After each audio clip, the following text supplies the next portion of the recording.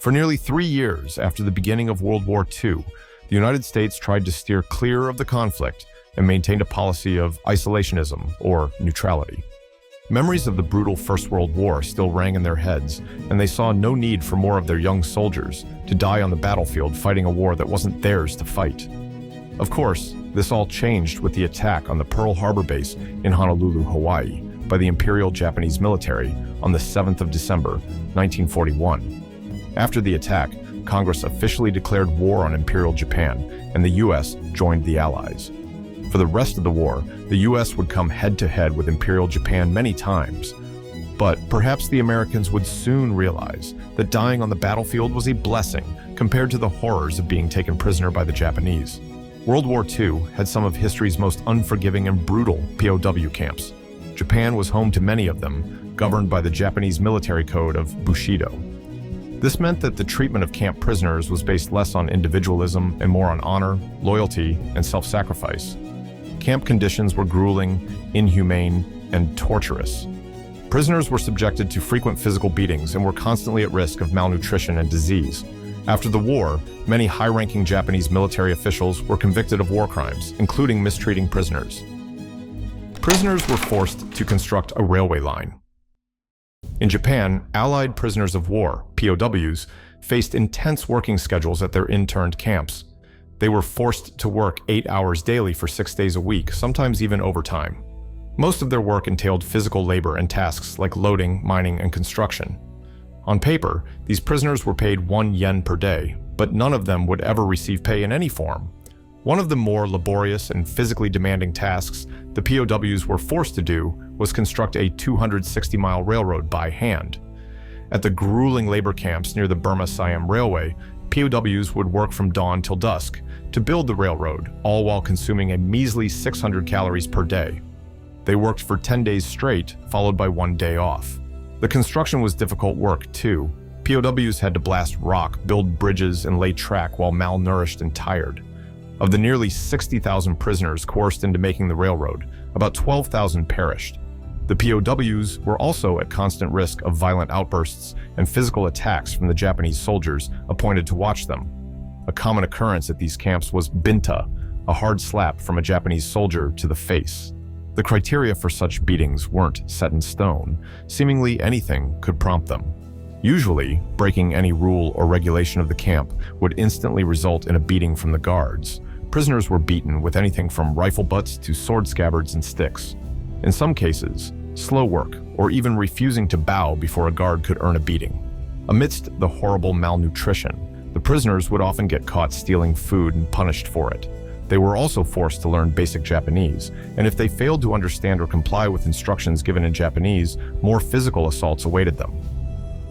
POWs sometimes faced solitary confinement. Since the Japanese and the Allies were enemies on the battlefield, the air at these POW camps was quite hostile. Sometimes, the Japanese could take punishments far beyond physical beatings, to the point where they would be defined as torture. The torture techniques varied, depending on how cruel the guard handing out the punishment could be. Some prisoners would be forced to stand at attention for hours at a time. Others would be forced to run laps for hours on end. Some prisoners were also made to stand with a bucket of water full to the brim or a heavy stone atop their heads. An early form of waterboarding also saw some prisoners having their faces forced under a flowing water tap. Bamboo torture was also used to torment the prisoners. Since bamboo grows so fast, typically at a pace of a couple inches per day, some prisoners were tied to beds of sharp bamboo shoots that would penetrate and impale prisoners as they grew. Psychological torture techniques were also employed, as some prisoners could be sent to solitary confinement in small, dimly lit cells for days at a time, or sometimes even weeks. When held in the cells, the prisoners were also deprived of food and other necessities. Solitary confinement was reserved for prisoners accused of some of the more severe crimes and escape attempts. As I've already mentioned, the food situation at these camps was abysmal. The prisoners weren't even given ready-made food.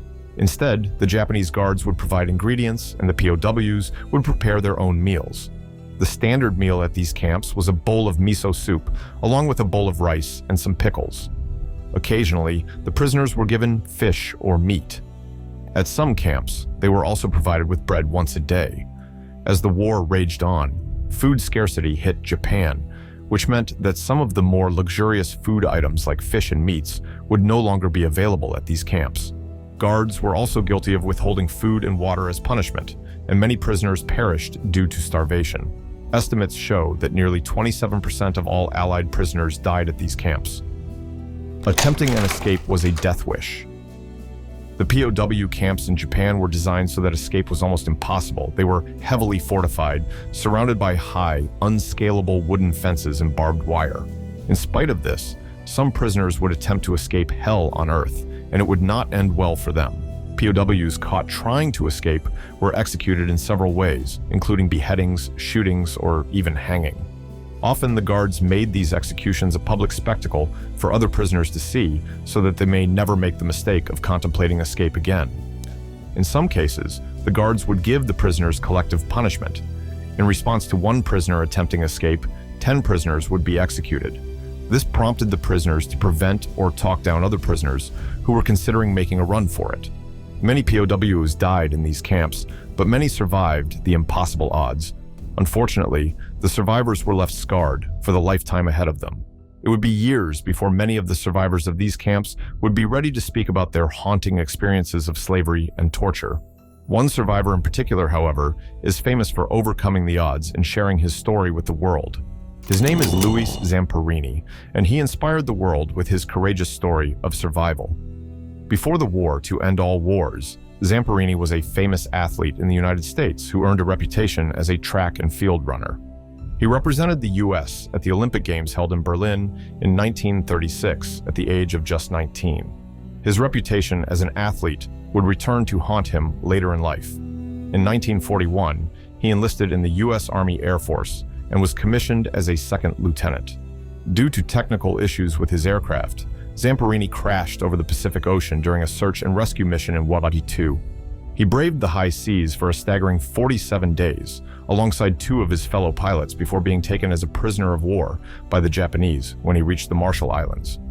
During his time as a POW, he would be taken across 4 different POW camps in Japan, where he was brutally beaten and tortured by Japanese soldiers who wanted to test his endurance as an Olympic runner.